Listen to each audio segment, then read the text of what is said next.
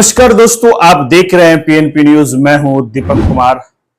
दोस्तों, अमेरिका ने ईरान के परमाणु ठिकाने पर परमाणु की 3 ठिकाने पर जो है अमेरिका ने मिसाइल दाग दिया।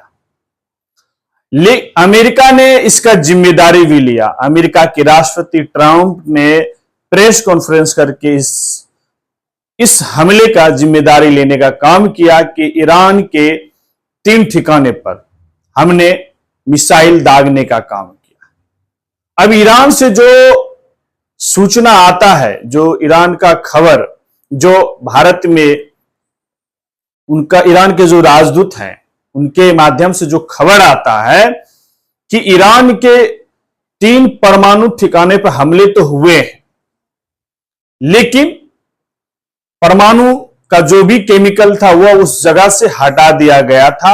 इसीलिए जो है बताया जा रहा है कोई ऐसी ज्वलन प्रकाश नहीं हुआ जिससे कि मानव हानि हो सकता है। लेकिन यह एक सवाल खड़ा होता है, क्या विश्व तीसरे युद्ध के तरफ जा रहा है?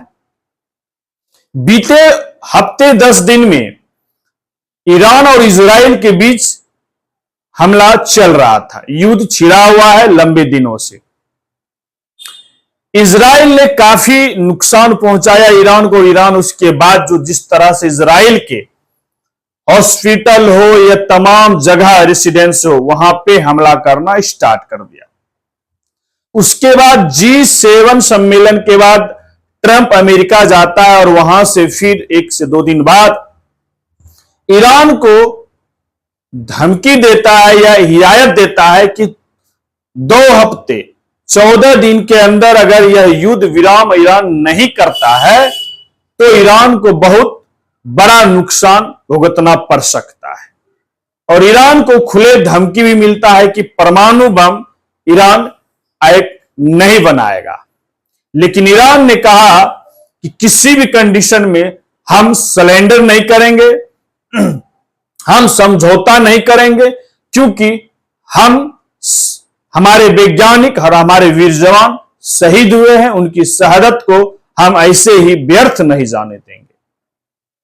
और ईरान जो है कंटिन्यू इजराइल पे हमला करते रहा। बताया जा रहा है कि ईरान के पास काफी मिसाइल, अमेरिका के कुछ खुफिया एजेंसी कहता है कि 28,000 है, कोई कह रहा है 2,000 है, कोई कह रहा है 5,000 है। लेकिन जिस तरह से ईरान को रशिया का समर्थन मिल रहा है, चीन का भी समर्थन मिल रहा है, क्या अमेरिका के इस हमले से अमेरिका ने जो 3/21 की रात को 3 मिसाइल दागने का काम किया और ईरान के परमाणु जगह पर 3 परमाणु एटॉमिक जगह पर जो है हमला हुआ। बताया जा रहा है कि वहां रशिया का साइंटिस्ट भी काम कर रहे थे, लेकिन अमेरिका ने कहा कि उस ठिकाने पर हमने हमला नहीं किया। तो क्या इजराइल के जो राष्ट्रपति हैं वो अमेरिका का भी राष्ट्रपति है? क्योंकि अमेरिका के ही कुछ मीडिया और कुछ वहां के पब्लिक कह रहा है कि इजराइल के कहने पर अमेरिका के राष्ट्रपति ट्रंप चल रहे हैं। ट्रंप चुनाव के पहले कुछ और बोलते थे कि युद्ध जो है किसी शांति का जो है प्रतीक नहीं हो सकता है। शांति एक टेबल पर बात करने से ही उसका जो है किसी युद्ध का विराम हो सकता है, सॉल्यूशन हो सकता है। फिर यह ट्रंप ने इस तरह की जो दोहरी नीति अपनाया और इसीलिए ईरान पहले ही सतर्क हो गया था कि ट्रंप का बोलना और करना अंतर है। ट्रंप प्रेस कॉन्फ्रेंस करके क्या बोलता है, आप सुनिए। Facilities in the Iranian regime, Fordo, Natanz, and Esfahan. Everybody heard those names for years as they built this horribly destructive enterprise. Our objective was the destruction of Iran's nuclear enrichment capacity and a stop to the nuclear threat posed by the world's #1 state sponsor of terror. Tonight, I can report to the world that the strikes were a spectacular military success. Iran's key nuclear enrichment facilities have been completely and totally obliterated. Iran, the bully of the Middle East, must now make peace. If they do not, future attacks will be far greater and a lot easier. For 40 years, Iran has been saying death to America, death to Israel. They have been killing our people, blowing off their arms, blowing off their legs with roadside bombs. That was their special. Trump ने बयान दिया कि हमने जिम्मेदारी के साथ Iran पर 3 missile दागने का काम किया और ईरान के परमाणु ठिकाने पर। क्या अंतर्राष्ट्रीय कानून का अमेरिका उल्लंघन किया है कि नहीं, यह अमेरिका पर सवाल खड़ा होता है। क्या अमेरिका इतना बड़ा है कि बिना ही सूचना या बिना किसी विश्व के संस्था से, अंतर्राष्ट्रीय कानून के संस्था से बिना बात किए आप 2 देश के बीच युद्ध चल रहा है और उसके बीच में आप किसी के समर्थन में आप जो है दूसरे देश पर इस मिसाइल दागते हैं, यह तो अंतर्राष्ट्रीय कानून व्यवस्था तो सवाल करेगा ही कि भारत का एक्शन क्या है। ईरान इस स्थिति में भी यही कहा, ईरान के राष्ट्रपति ने, कि किसी भी स्थिति में हम सरेंडर नहीं करेंगे, अमेरिका हो या और कोई हो, हम लोग अपना परमाणु एटॉमिक बम बनाकर ही रहेंगे और दिखाकर ही रहेंगे। एक यह भी सूचना आ रहा है दोस्तों कि ईरान के पास ऐसा खदान है, अगर वह रोक देता है तो पूरा विश्व की आर्थिक स्थिति रुक जाएगा।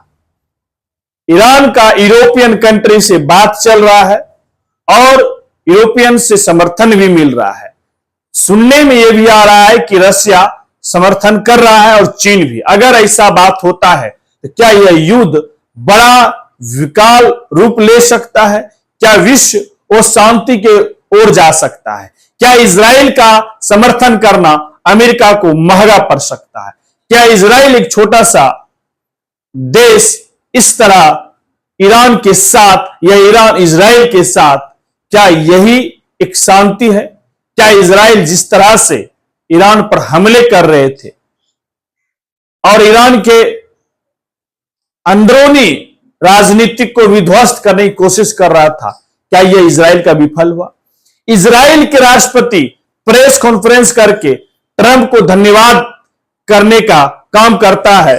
इजराइल के राष्ट्रपति decision to target Iran's nuclear facilities with the awesome and righteous might of the United States will change history. In Operation Rising Lion, Israel has done truly amazing things. But in tonight's action against Iran's nuclear facilities, America has been truly unsurpassed. It has done what no other country on earth could do. History will record that President Trump acted to deny the world's most dangerous regime the world's most dangerous weapons. His leadership today has created a pivot of history that can help lead the Middle East and beyond to a future of prosperity and peace. President Trump and I often say, peace through strength. First comes strength, then comes peace. And tonight, President Trump and the United States acted with a lot.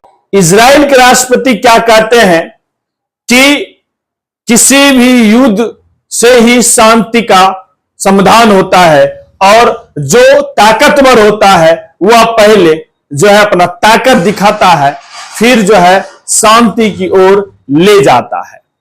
और यही बयान जो है Israel का राष्ट्रपति America के समर्थन में, और धन्यवाद करने का कोशिश किया कि मैं धन्यवाद करता हूं ट्रंप को कि उन्होंने ईरान पर हमला किया। तो ये स्थिति विश्व की स्थिति में यह हो गया है उथल पुथल के अंतरराष्ट्रीय कानून का कोई महत्व नहीं दिख रहा है। जिस तरह से एक सुपर पावर अमेरिका अपना जो है ताकत में इतना चूर है कि उल्लंघन करते आ रहा है। ट्रंप बोलता कुछ है, चुनाव से पहले बोला कुछ और करता कुछ और। वही स्थिति है। ट्रंप जिस तरह से भारत के साथ वर्तमान में व्यवहार कर रहा है, यह ट्रंप का जो है नेचर दिखता है कि ट्रंप किस विचार का एक राष्ट्रपति है। और ट्रंप का खुलेआम अमेरिका में भी विरोध चल रहा है ट्रंप के राजनीतिक सुविचार के लेकर। तो आप समझिए कि विश्व जो है ईरान और इजराइल के इस युद्ध में, रशिया 3 साल से करीब यूक्रेन और रशिया में युद्ध चल रहा है। क्या रशिया उस स्थिति में है कि ईरान को समर्थन कर सकता है, ईरान को उस युद्ध में? तो ये तमाम चीजें पूरे विश्व के लिए हानिकारक है। और सबसे बड़ी बात है कि एटॉमिक बम कितना ज्वालामुखी, ज्वलनशील है कि मानवाधिक को नुकसान पहुंचाता है। करीब 150 वर्ष लग जाता है उस मानव श्रृंखला को सुधरने में। तब फिर इस तरह का जो है स्थिति विश्व अंतरराष्ट्रीय कानून व्यवस्था पर उल्लंघन कर रहा है, वो अमेरिका हो या इजराइल हो या ईरान हो। तो अब दोस्तों पूरा विश्व देख रहा है अमेरिका का नीति। अब देखना है क्या अंतरराष्ट्रीय कानून व्यवस्था में क्या अमेरिका परीक्षण होता है। जिस तरह से अमेरिका, अब यह भी रशिया का एक वीडियो दिखा रहा है कि अमेरिका ने किस तरह से हमला किया। अब सही है, लेकिन दोनों, अमेरिका आधिकारिक रूप से जो है जिम्मेदारी ले लिया है, ईरान के भी तरफ से आ गया है बयान। अब इसे जांच से आगे भी हम आपको अपडेट देंगे। इजराइल और अमेरिका और ईरान का ये जो युद्ध चल रहा है, इसमें आगे क्या होने वाला है। तो हमारे चैनल पर बने हैं तो चैनल को देखते रहिए और सब्सक्राइब करते रहिए। धन्यवाद।